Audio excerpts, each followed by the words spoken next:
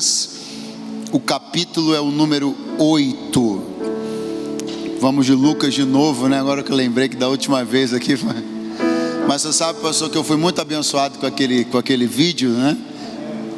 A minha amiga Gabriela, que vocês devem conhecer, Gabriela Lopes, né? Ela assistiu a mensagem no canal da igreja e aí fez alguns stories, e aí acabou ganhando uma proporção ainda maior do que já naturalmente ganharia com a força da comunidade aqui, do canal da igreja, que já é muito forte. Então a gente colheu muitos testemunhos, resultados. Eu fiquei muito feliz, de verdade, tá? De verdade. Mas não é por crendice, não vou continuar no texto só para dar sorte, não. No livro não, é só para uma feliz coincidência. Capítulo 8 do Evangelho escrito por Lucas. Estou acompanhado do evangelista Jonatas. Jonatas é meu cunhado. Escalei ele para essa missão de carnaval, né? Tirei ele lá dos 2 bebês dele, da esposa e do terceiro que já está fabricado, já caminha. O menino é bom, o menino trabalha direitinho. E aí sequestrei ele lá, ele já sempre está comigo nos compromissos lá no Rio de Janeiro. Eu disse assim: agora no carnaval tu caminharás mais uma milha, né? E ele já estou percebendo no olhar, nas expressões dele, que ele está feliz e já sentiu Deus aqui com vocês também, tá? Capítulo 8 do Evangelho escrito por Lucas, o verso é o 16. Glória a Deus. Está escrito: e ninguém, acendendo uma candeia, a cobre com algum vaso ou a põe debaixo da cama, mas antes põe-na no velador, para que os que entram vejam a luz. Quantos podem dizer amém? Vamos fazer o seguinte, vamos nos basear na versão que está aqui no telão, porque há diferenças aí de versões nas Bíblias que cada um porta. Então vamos nos basear nesta versão aqui do telão e vamos fazer uma leitura uníssona, bem poderosa e bem bonita no 3. 1, 2 e 3. E ninguém, acendendo uma candeia, a cobre com algum vaso ou a põe debaixo da cama, mas põe-na no velador, para que os que entram vejam a luz. Glória a Deus. Por favor, estenda a mão a alguém próximo a você e profeticamente diga para ele ou para ela: você é uma candeia acesa no Senhor. Quantos podem concordar com isto? Digam amém esta noite. Digam graças a Deus. Eu gosto muito de Jesus utilizando a palavra ninguém logo no início desse versículo, porque essa palavra ela é utilizada de uma forma que você vai entender. Ela é utilizada naquilo que eu chamaria de um padrão geral de comportamento. Como assim? Vou lhe dar um exemplo. Nós temos nossos padrões de comportamento. Por exemplo, você tem um padrão de comportamento para se vestir. E dentro desse seu padrão de comportamento para se vestir, cores, cortes, formas que lhe agradam, você passa por uma loja, dá uma olhada na vitrine, numa peça de roupa, e você diz assim: ninguém vai comprar isso daí. Mas tem quem compre, tem ou não tem? Aí um determinado carro lança uma cor, aí você olha assim na revista e diz assim: ninguém vai comprar isso daí. Aí daqui a pouco você para no semáforo, olha para o lado, está lá a bendita da cor que você disse que ninguém compraria. Ou seja, quando você usou nesses 2 exemplos que eu dei a palavra ninguém, você utilizou-se dessa palavra baseado nesse conceito, no seu padrão de comportamento. Então, na sua ideia, no seu modelo padrão, ninguém compraria, faria, iria, e por aí os verbos vão continuar. Então Jesus está utilizando essa mesma linguagem. Quando ele diz ninguém, ele está dizendo dentro de um padrão de comportamento lógico, coerente, aceitável, ninguém faria o quê? Estas coisas. Quais? Tendo acendido uma candeia, a cobriria com um vaso, ou então a colocaria debaixo da cama. Antes, aí Jesus agora dizer, o padrão é esse, põe-na no velador, para que os que entram vejam a luz. Então qualquer coisa diferente desta última, ou seja, que a candeia seja colocada no velador, é, no conceito de Jesus, um antipadrão, uma forma equivocada de lidar com uma candeia que foi acesa. Mas da mesma maneira que você vê a cor do carro que você achou que ninguém comprava, da mesma maneira que você vê alguém com um vestido que você tinha certeza que ninguém ia ter coragem de usar um vestido daquele, da mesma maneira há quem pegue a candeia e a cubra com um vaso.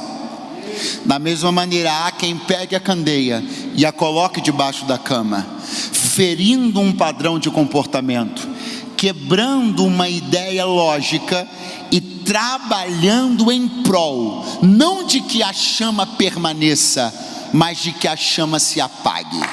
E eu sei que você sabe quem é aquele que tem interesse de que as chamas se apaguem.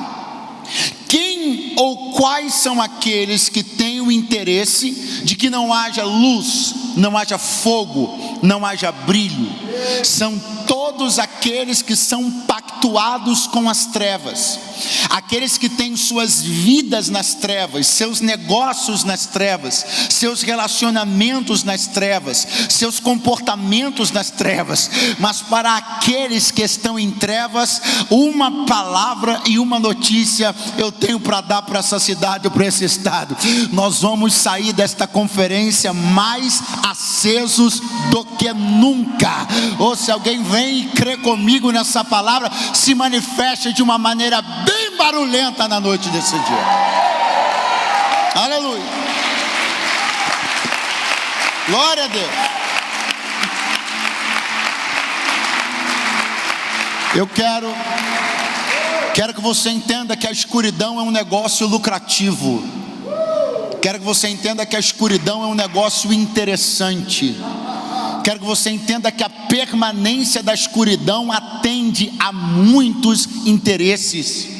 Quero que você entenda que as trevas são um negócio lucrativo.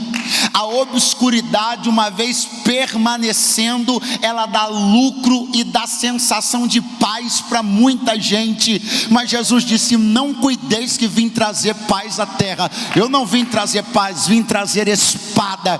Se as pessoas próximas a mim e a você têm qualquer tipo de interesse com as trevas, que elas corram de perto de nós, porque nós vamos chegar levando a luz do Espírito Santo. Oh, glória a Deus. Há um chamado a um entendimento, chamado a uma responsabilidade, chamado a um autoconhecimento que esse texto está provocando, promovendo. Qual? O de que você compreenda de que você é uma candeia na presença do Senhor. Por favor, diga após mim: eu, horrível, vai de novo, eu sou uma candeia. Quando você se reconhece, quando você se percebe, se compreende como uma candeia, você vai automaticamente entender uma questão importantíssima. Atente. Imagine que quando termina essa reunião, você sai aqui pela rua, e ali do outro lado da igreja, da rua do outro lado, ou bem próximo daqui, você observa, atenção, um carro pegando fogo. Isso chamaria a sua atenção, sim ou não? Sim ou não? Mas por que isso chamaria a sua atenção? Porque quem projetou um veículo não projetou para o seu incêndio. Preste atenção. O engenheiro que trabalhou nesse projeto não trabalhou para que o carro incendiasse. Incêndio não é um dever natural de um veículo. O dever natural de um veículo é levar as pessoas de um lado para o outro. Logo, isso sim é assustador. Isso sim é estranho. O incêndio de um carro, porque essa não é sua natureza. Um carro pegar fogo não é o pleno cumprimento da sua função. O carro pegar fogo contraria aquilo para o qual ele foi criado, projetado, desenhado e executado, enquanto que a candeia não. A candeia pegar fogo é apenas o cumprimento de uma essência. A candeia pegar fogo não é um evento, uma tipicidade, não é extraordinário, é só cumprir um dever natural. Eu quero que você entenda que eu não vim falar sobre coisas facultativas, eu vim falar que você tem obrigação de incendiar na presença de Deus, porque você nasceu para isso, foi formado para isso, esculpido pelo Espírito para isso. Você não vai sofrer nenhum dano, porque a tua natureza está pronta para incendiar. Oh glória! Você sabe por que é que muitas pessoas elas fogem de viver uma vida incendiada pelo fogo do Espírito Santo? Porque elas entendem que isso, ou elas pensam que isso é uma questão opcional. Eu posso optar em ser assim ou não. Não, a candeia não tem opções. Vou tentar de novo para vocês estarem. A candeia não tem opções. Não é facultado a ela o direito de acender ou não acender. Ela nasceu para ser incendiada. Então pega essa conferência e vá cumprir a sua obrigação natural, a sua essência, a essência pelo qual o Senhor Deus despertou e levantou você. Se alguém me ouve, levante a mão lá no terceiro andar.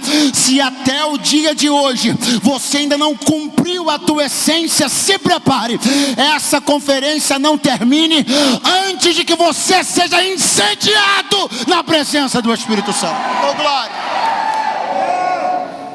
Mas e os problemas? Os problemas vão começar a aparecer. Mas não seria mais confortável eu não ser aceso? Seria.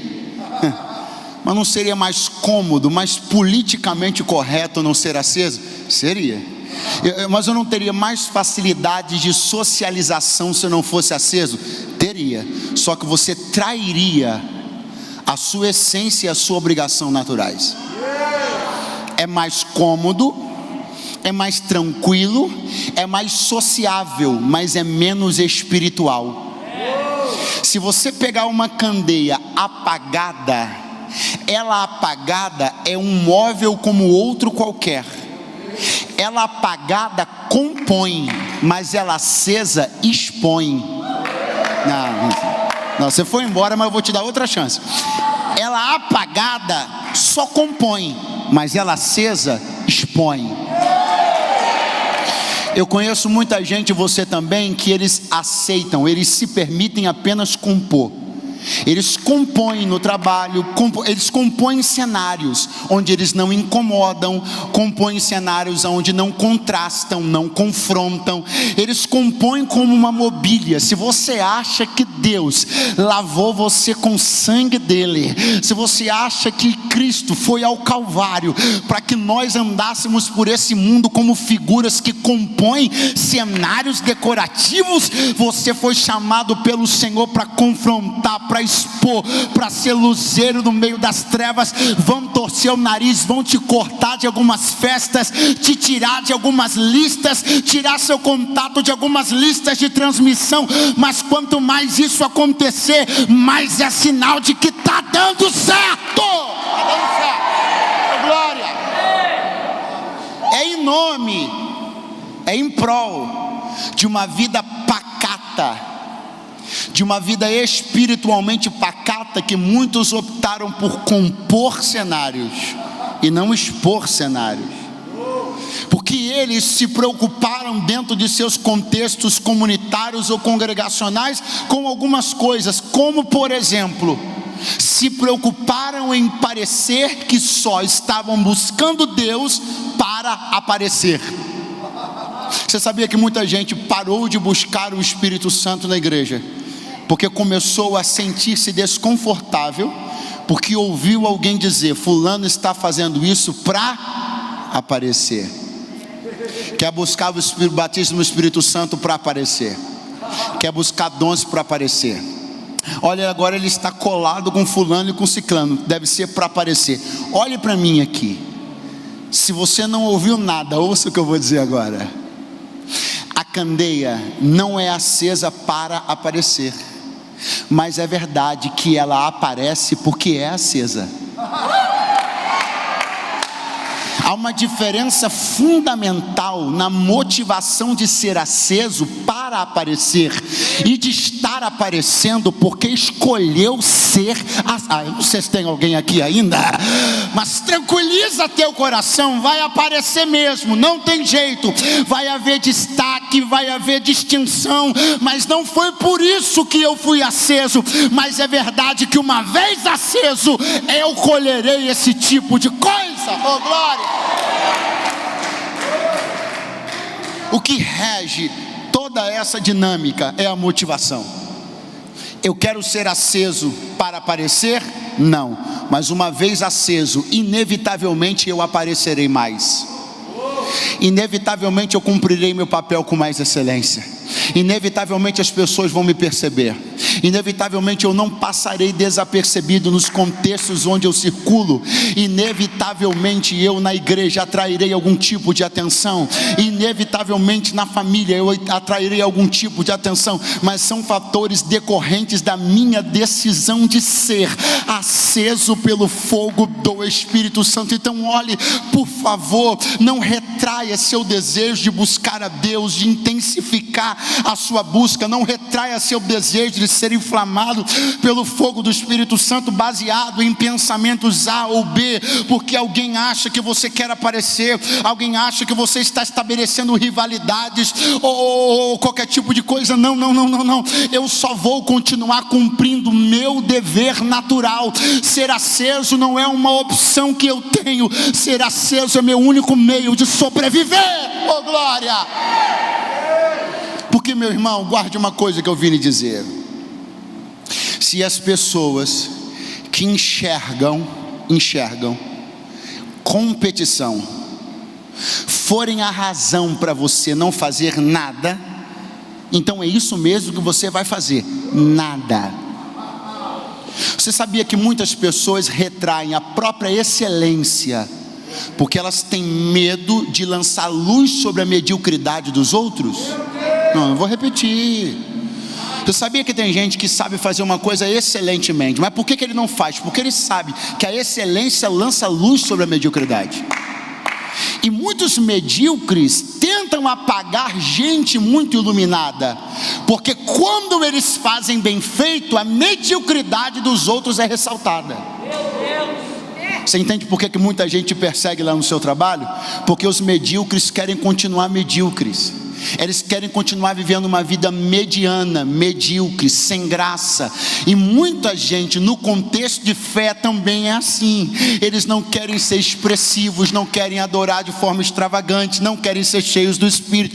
Eles não querem trabalhar na igreja. Então quando alguém trabalha demais, olha lá, o fulano quer aparecer. Não, se você, seu preguiçoso, ficou desnudado com um trabalhador que começou a trabalhar, vá trabalhar você também em nome de Jesus. Vai.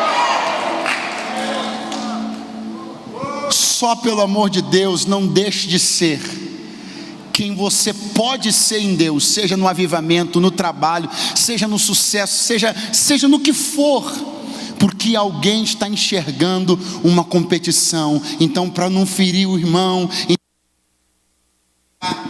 chateado, eu vou então ser. Não, escute uma coisa: são os medíocres que têm que subir a régua e não os excelentes descer.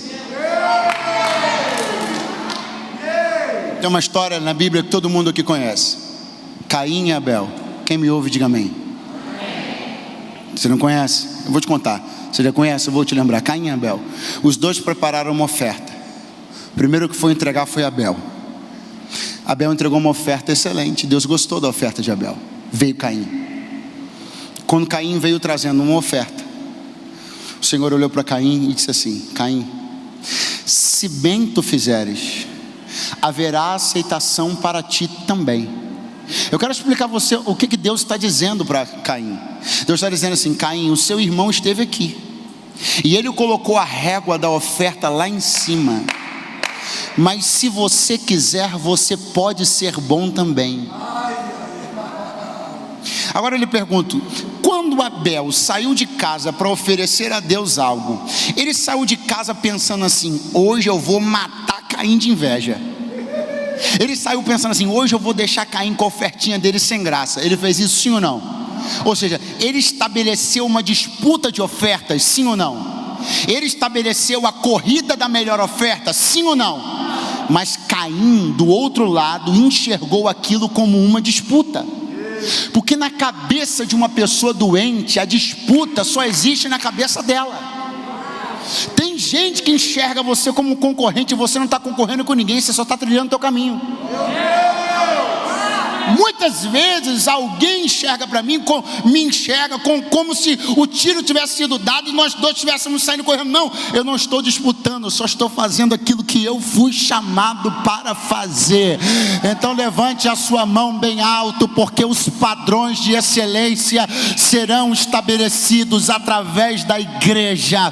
É por isso que a igreja está e estará cada vez mais em todos os setores, camadas dessa sociedade, porque nós vamos levantar a régua da ética, da moralidade, do bem-estar. Nós vamos mostrar que no meio de uma geração corrupta, ainda há gente com compromisso com Deus e com a verdade.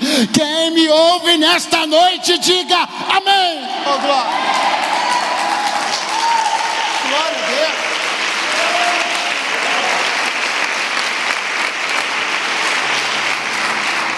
Ninguém acendendo uma candeia. Ninguém acendendo uma candeia a cobre com um vaso. Isso não é o padrão. Agora o antipadrão, sim. É o que Jesus está dizendo. Vire a moeda por outro lado. Se ele está dizendo que o padrão não é esse, então o contrário é o antipadrão. Então o que é o antipadrão? Seria pegar um vaso e cobrir a candeia com o vaso. Se você for embora, volte agora. Qual é o antipadrão? Pegar um vaso e cobrir a candeia com o vaso. Porque o que é que vai acontecer se um vaso cobrir uma candeia? A chama vai apagar. Por que vai apagar? Por conta daquela aula que você teve. Você só não lembra, mas você teve. O fogo precisa de um elemento químico básico para sobreviver. Qual é? Oxigênio. Então, se o vaso for colocado dentro, se o vaso cobrir a candeia, será cortada a circulação de oxigênio aqui dentro. Se não tem oxigênio, o fogo da candeia morre. Então atenção, eu estou falando de morte da chama. Eu estou falando sobre o assassinato de uma chama. E quando eu falo sobre o assassinato de uma chama, eu olho para Jesus e vejo que ele está apontando. Quem é o executor? Quem? Um vaso. Bom, peraí. Eu sou pentecostal. Para pentecostal, vaso é quase pronome de tratamento. E aí, vaso? Oh, ok. Não, vaso. Ok? Então é isso que eu estou querendo dizer a você. Estou querendo dizer a você que eu vejo a palavra vaso na Bíblia e eu já estou quase... Sim ou não? Porque inspira para cada um de nós, de fato, a ideia do instrumento, vaso.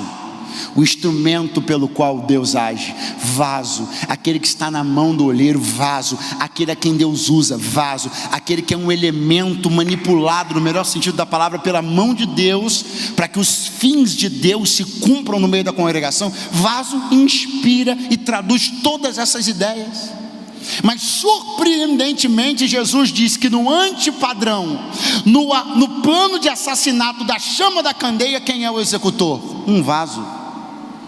Um vaso que dispôs-se a apagar a chama de uma candeia. Aí você para e se pergunta: qual vaso se disporia a uma tarefa tão sórdida?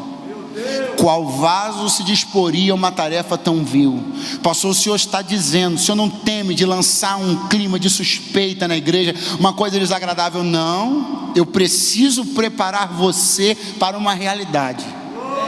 Existem vasos que um dia foram ocupados pela graça, pela presença, pela palavra, mas tendo se tornado vazios, ocupam-se agora de estragar a vida dos outros.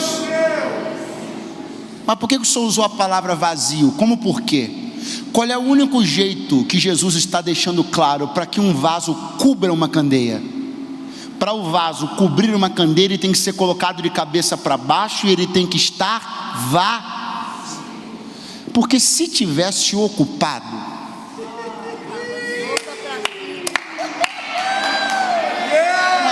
se tivesse ocupado, não estava bisbilhotando o culto online agora, para saber quem está vindo, o que está acontecendo, para saber o rumo da igreja, saber se tem, não. Porque se tivesse ocupado, não estava se ocupando da minha vida e nem da sua. Se tivesse ocupado, não estava analisando nossos gráficos e nem nossos números, estava fazendo a parte dele no reino de Deus. Deus me trouxe para dizer uma coisa aqui: não se permita nunca ser um vaso vazio, porque os que se esvaziam vivem de seus passados e se ocupam de perturbar a chama dos outros. Continue sendo cheio e inflamado pelo fogo do Espírito Santo. Glória a Deus. Meu irmão, você não tem ideia. Eu não sei se fico feliz de você não ter ideia. Não sei como é que eu me sinto saber que vim dar essa ideia para você. Mas você não tem ideia do tanto de gente que Deus já usou nesse país. Tanto de gente que Deus já usou nesse país. Vasos que foram poderosamente usados por Deus nessa nação, mas se permitiram se esvaziar. E hoje tudo que lhes resta é terem se auto-intitulado censores da igreja, críticos do que Deus está fazendo. Pessoas que já foram usadas por Deus em profundezas que eu sequer jamais sonhei, e que agora renegam a igreja como instituição, renegam a autoridade pastoral, renegam a Bíblia como palavra de Deus, renegam a sã doutrina, derrubaram, implodiram seus próprios pilares, se tornaram críticos chatos, teólogos baratos de YouTube. Deus me trouxe aqui para lhe dizer uma coisa: não se esvazie. Se esvaziar é um perigo. Mantenha-se cheio, cheio, cheio, cheio, cheio do Espírito Santo, porque o fim de todo vaso vazio é ocupar-se de alguém que está fazendo alguma coisa. O fim de todo vaso vazio é ocupar o seu vazio com a vida de alguém que está querendo fazer alguma coisa para Deus. Por favor, olhe para alguém e diga: permaneça cheio em nome de Jesus. Se o vaso for colocado em cima da candeia, a chama vai apagar. Por que a chama vai apagar? Porque o oxigênio será cortado. Repita comigo: sem oxigênio. Se a chama não respirar, ela morre. Será que alguém aqui nessa noite de sábado consegue compreender pelo Espírito qual é a razão pela qual o teu adversário tem tanto tentado asfixiar você? Como os problemas e demandas se avolumam de forma desacelerada no seu dia a dia. Como você entra no santuário muitas vezes e demora 5, 10, 15, 30, 40 minutos, quando consegue sintonizar-se com o Espírito Santo. O ar está escasso dentro do teu ambiente, o oxigênio já não circula quase nada, você está asfixiado por demandas, dores, problemas e preocupações, e sem perceber, tudo isso está te entulhando, está te sobrecarregando, e aquela chama acesa, um dia ela já sobrevive por um pequeno fiapo. Mas eu tenho uma notícia para dar na noite deste sábado: tu não estás numa casa onde tua chama é enclausurada, tu estás numa casa onde as janelas do Espírito estão abertas.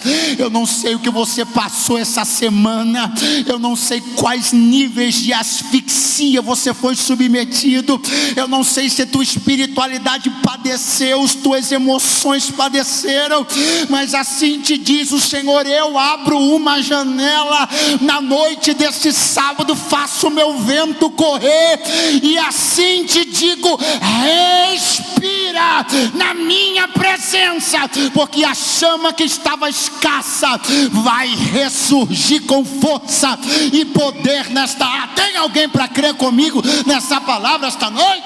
Oh, glória! É como naquela festinha de aniversário. É como naquela festinha de aniversário que alguém se esforça, e dá um sopro bem forte e apaga a vela. Mas alguém deu uma olhadinha e percebeu que tinha ali um fiapinho assim. E tem alguém aí ainda, gente? Tinha um fiapinho ali, né?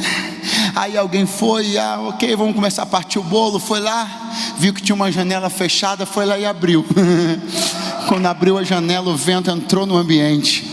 E quando o vento deu em cima daquele barbantinho pequeno, quando o fogo sentiu o poder do elemento químico oxigênio, ele começou a ganhar vida, corpo, começou a ganhar tamanho, intensidade. Uma janela está sendo aberta pelo Senhor esta noite. Enquanto você vai levantando a sua mão, eu te convido a provar daquilo que eu estou dizendo no Espírito. Se você entrou aqui minguado espiritualmente na noite desse dia, permita que este vento te toque agora, porque quando ele bater aí, as línguas que há muito tempo não se ouvia de você vão sair da tua boca. Quando esse vento bater aí, uma lágrima que há muito tempo você não derrama virá nos teus olhos, o grito de aleluia preso na garganta vai ser solto, e até mesmo alguém vai pular dessa cadeira, porque vai receber um toque do Espírito Santo nesta noite. Ora mahashaya.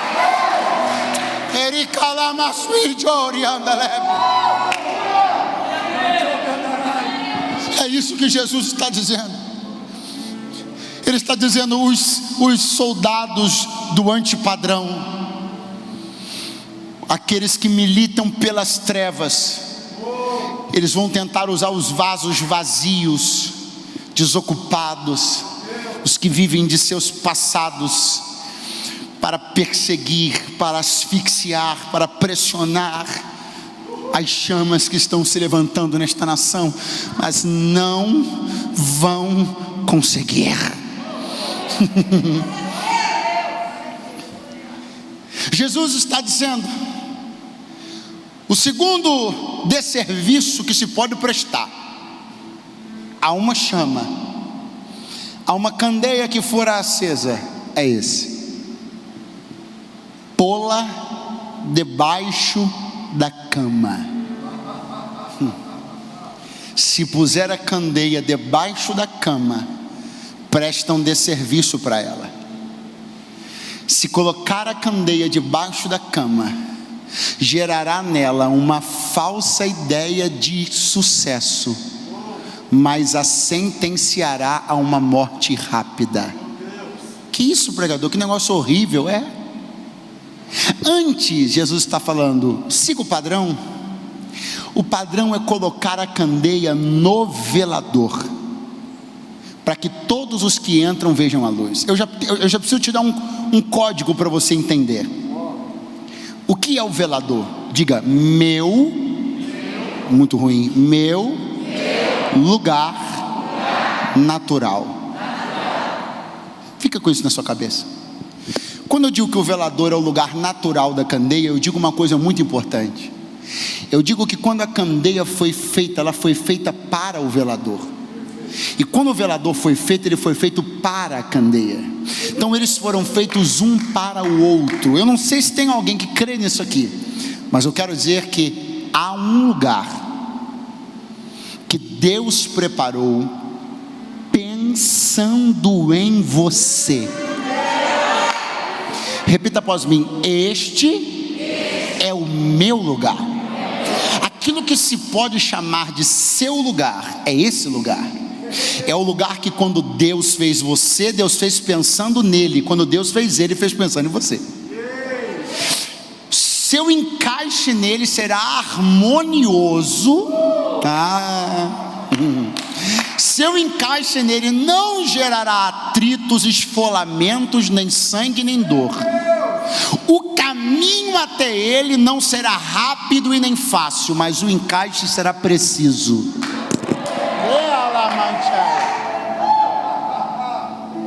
Mas eu gostaria muito de ouvir, talvez alguém pensou que o caminho até este meu lugar é um caminho rápido, mas não vai ouvir.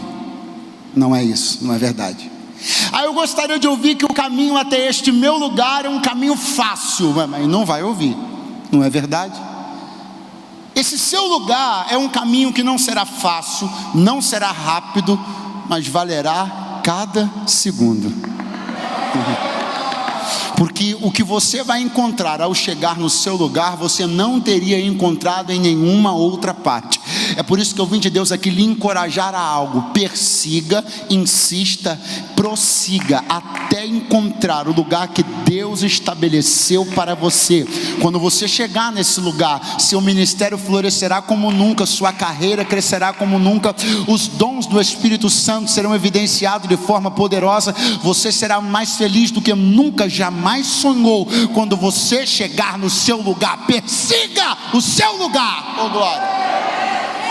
Despreze atalhos, agradeça, se for possível, gentilmente qualquer outra oferta, caminhe na direção do seu lugar.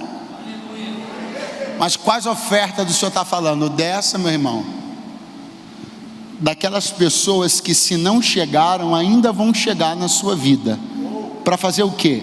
Colocar a mão no seu ombro, e de uma maneira que soará muito piedosa, atenção, vão colocar a mão no seu ombro, vão apontar o velador, o seu lugar, e vão dizer assim: muito longe, muito difícil, sou teu brother, hein? Para provar que eu sou teu irmão, vou te falar uma coisa, já vi muita gente morrer frustrada querendo chegar nesse tal lugar e não chega. Mas como eu sou teu fechamento, vou te mostrar um lugar ali. Ali aonde? Aqui. Aonde? Ali. Ali debaixo da cama. Ali aonde a candeia, quando for colocada, vai parecer muito. Meu Deus. Ali que, por ser um ambiente pequeno, quando a candeia for colocada, parecerá que ela encherá rapidamente. Então haverá uma sensação de bem-estar e de sucesso, mas ela é muito passageira. Haverá a ideia de que foi muito melhor ter tido uma alternativa mais rápida e mais fácil do que continuar pelejando por aquele lugar tão distante, né?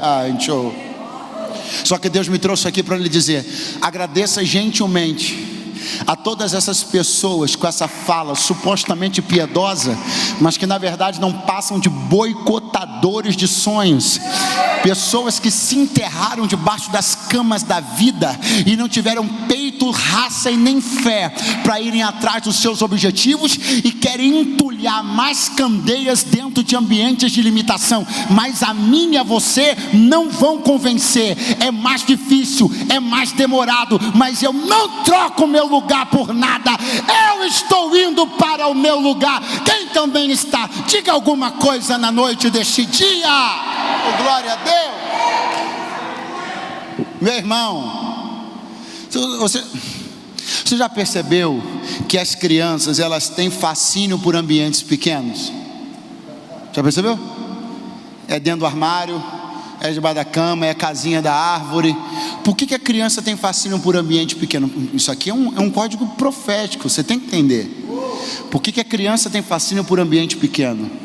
Porque se um ambiente for pequeno, a criança sente-se maior. Se uma pessoa, um indivíduo pequeno, ou seja, uma criança, está num ambiente pequeno, a sensação dela é de ser maior. Se ela for colocada num ambiente grande, a sensação dela é de ser menor. Alguém me entende? É por isso que a criança gosta desses cubículos. A criança gosta de brincar nos espaços pequenos, porque ela se sente mais... Alguém aqui frequentou um lugar quando era criança e voltou a esse lugar muitos anos depois de adulto, olhou e disse assim: rapaz, a piscina da casa do seu tio, que parecia uma piscina olímpica, mas tinha 2.000 litros. Aí quando você volta depois de adulto, você olha para aquela piscina e diz assim: não, essa piscina encolheu. Eu te pergunto, o lugar, a piscina, ou seja o que for, diminuiu? Não. O que aconteceu? Você cresceu. Então é por isso que você não pode agora, do tamanho que está, satisfazer-se com certos lugares, porque você vai crescer, e quando você crescer, você vai perceber que eles não podem conter aquilo que Deus colocou em você. É por isso que não é uma questão. Eu estou te colocando a coisa toda aberta. Você quer ouvir? Vão chamar você de metido, megalomaníaco. Só que a questão é que eu não vou determinar o lugar da minha permanência enquanto eu ainda estou crescendo. Porque senão debaixo da cama me serve, porque senão na casinha na árvore me serve, porque eu estou medindo por agora. Só que a candeia que vai para debaixo da cama se sentindo toda poderosa, daqui a pouco vai perceber que o teto é muito baixo para expandir a luz que Deus plantou nela. É por isso que você precisa me ouvir nessa noite. Vai demorar mais, vai ser mais difícil, mas não troque teu sonho por nada. Deus me trouxe para dizer: eu vou inflamar você ainda hoje, para que tu tenhas esperança e fogo para chegar aonde eu disse que você chegaria. Glória!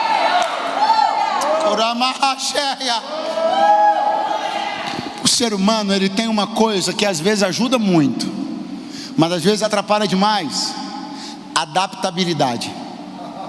Uns mais, outros menos, mas em linhas gerais é uma coisa inerente ao ser humano, adaptabilidade. Adaptabilidade. Às vezes é bom, porque às vezes você se muda muito, às vezes o seu trabalho é assim, às vezes, para mim, me ajuda. Eu hoje vou dormir aqui em Americana, amanhã eu vou dormir em Santa Cruz do Capibaribe, na segunda eu vou dormir em Campina Grande, na Paraíba, ou João Pessoa, um dos dois, nem eu sei. Então me ajuda muito a adaptabilidade. Você imagina se eu estranhasse completamente todo lugar onde eu entro, que perturbação que ia ser. Agora, a adaptabilidade é uma faca de dois gumes. Ela pode te ajudar quando a sua vida precisa de transições muito frequentes e muito rápidas, mas ela pode te atrapalhar demais quando você se instala num lugar que deveria ter ficado pouco tempo. Deus me trouxe aqui para te dizer: sabe qual é a sua tendência? Sua tendência como candeia é ser colocado debaixo da cama e ficar como uma criança. Ai, que bom, ai, que top. Aí a mãe está lá na beira da cama dizendo assim: sai daí, fulano, vem para cá. Porque a mãe que já cresceu sabe que a vida não se limita àquele cubículo. Mas a criança que é pequena está deslumbrada com aquilo, achando o máximo. Por que você está me olhando? Eu estou falando de você, que está aí nesse lugar profissional, espiritual, achando o máximo. E Deus me trouxe para te dizer: eu estou aqui do lado de fora te chamando e te dizendo: tem bem mais coisas aqui do que você possa imaginar. A criança vai insistir, não quer. Agora o pai ou a mãe vai deixar ela viver lá debaixo da cama? Não vai. Vai deixar ela morar na casinha da árvore? Não vai. Ah, mas se ela fizer birra, não tem problema. E se ela gritar, não tem problema. E se ela espernear, não tem problema também. E se ela quiser, agora tem umas crianças agora que estão terríveis, se ela quiser dizer que vai denunciar o pai no juizado de menores, não tem problema também. O pai vai puxar pelo pé, pelo tênis, pelo cabelo, vai puxar por onde der. Não me diga que não vai. Vai, porque eu como pai não vou deixar meu filho perder a vida dele num ambiente de pequenez, porque eu sei que tem coisas maiores. Então eu vou arrancar ele dali. Ele vai ter dificuldade para sair, porque ele quer ficar, ele está acomodado, está aconchegado, está igualzinho você na noite desse sábado aqui, acomodado e aconchegado no seu cubículo. Mas Deus me trouxe para te dizer: essa noite de sábado tu deu bobeira, e nem que seja pela pontinha do teu pé, eu vou te arrancar desse lugar de limitação e vou te levar para coisas maiores. Oh, glória, aleluia, glória a Deus. Estende a mão sobre a vida de alguém que está do teu lado e diga assim: você deu bobeira, deixou o pezinho para fora, Deus vai te puxar hoje. Deu bobeira, deixou o ombrinho para fora, é por aí que Deus está te catando no chão. Ele vai te catar para onde der. Oh glória. Uma coisa só é certa: um Deus como o nosso Deus, que conhece perfeitamente todos os ambientes, um Deus como o nosso Deus que construiu com tanto carinho e engenhosidade o velador. Você acha que um Deus como esse vai deixar você, Candeia, perder teus dias debaixo de uma cama?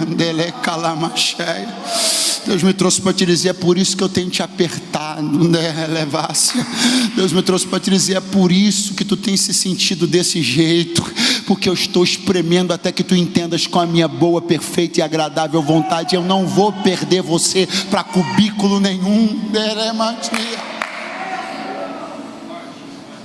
É uma questão de quem está do lado de fora e conhece o quão pequeno, limitado é aquele lugar. Aqui eu me adaptei porque eu me adapto, porque para mim de repente está bom, porque eu estou me sentindo super legal.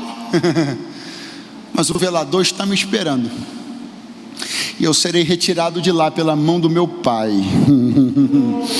e Ele vai me reconduzir ao caminho que eu deixei. Não sei se por covardia, não sei se porque eu ouvi as pessoas erradas, não sei se porque meu coração temeu, não sei se porque eu pensei que se meus pais não conseguirem eu também não conseguiria, não sei se eu fiz uma leitura circunstancial, quanto eu ganho, de onde eu venho, quem é minha família, e pensei: é melhor aceitar essa proposta, eu vou para lá, vou ficar ali na minha. Eu não sei o que te levou a esse lugar, mas eu sei quem é que vai te arrancar daí. Aleluia. Qual é o padrão? E eu encerro. O padrão é ser colocado no velador. Diga: velador. Eita! Esse é o lugar natural da Candeia.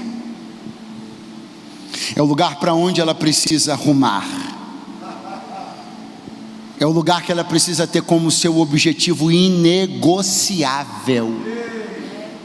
Eu vou para o velador, porque eu entendo, não, eu não entendia, mas vai entender a partir de hoje. Eu entendo que somente este lugar exerce a capacidade e o poder de amplificar e difundir o fogo que primeiramente Ele acendeu em mim. Muita atenção ao que eu vou dizer agora. Como começa a parábola? A parábola começa assim: ninguém acendendo. Então qual é o primeiro movimento da parábola? A candeia está sendo? Esse é o primeiro movimento da parábola. Qual é o último movimento da parábola? A candeia sendo colocada vamos de novo. Qual é o primeiro movimento da parábola? É a candeia sendo. E qual é o último movimento da parábola? É a candeia sendo colocada Então está claro para você? O que, pregador? Que não é a posição que acende? Está claro para você que o velador não foi responsável por acender a chama.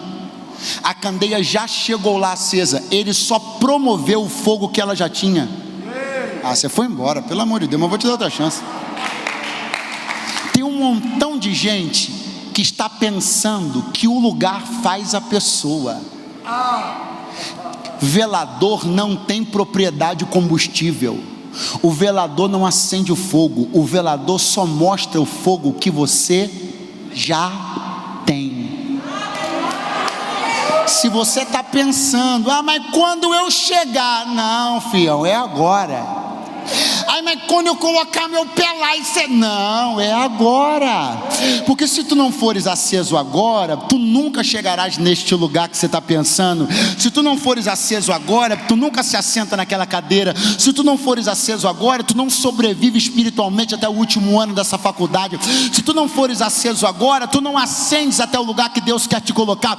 Deus me trouxe para dizer, o segredo para chegar lá é ser aceso no princípio, porque a posição não acende, ela só mostra o fogo que você já tinha. Oh, glória! Tem muita gente terrivelmente enganada, acreditando que as posições fizeram as pessoas. Tem muita gente terrivelmente enganada, elas veem as pessoas após terem alcançado seus veladores profissionais, espirituais, aí ele olha e diz assim, mas também com aquela estrutura lá é fácil. Você não entendeu nada, cara. Toda essa estrutura só mostra um fogo que já está aceso antes de internet, fora dos meus olhos, dos seus olhos, fora da mídia, fora das redes sociais, os fogos que nós acendemos, fora da ostensividade, fora dos olhares. As posições só vão mostrar aquilo que sempre ardeu dentro de nós.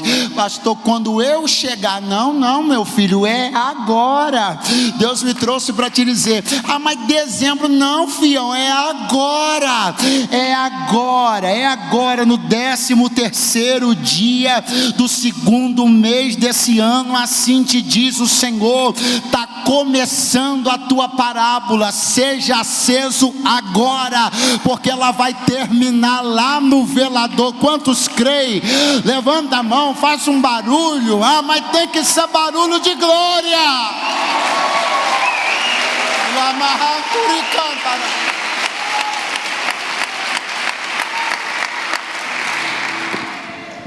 Eu opto pela vida pacata de estar apagado. Eu opto pela vida tranquila de compor e não expor.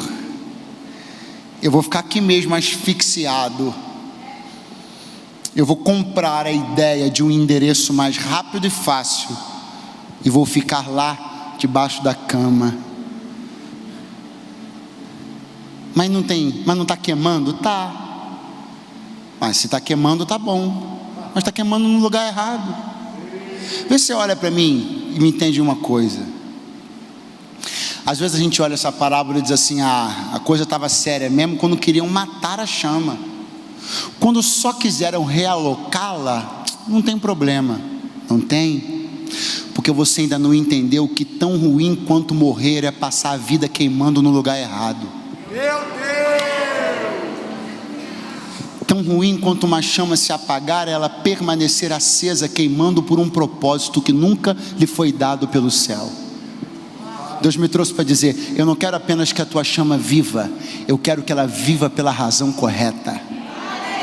Eu vou te acender e vou te colocar exatamente para cumprir aquilo que eu tenho para você.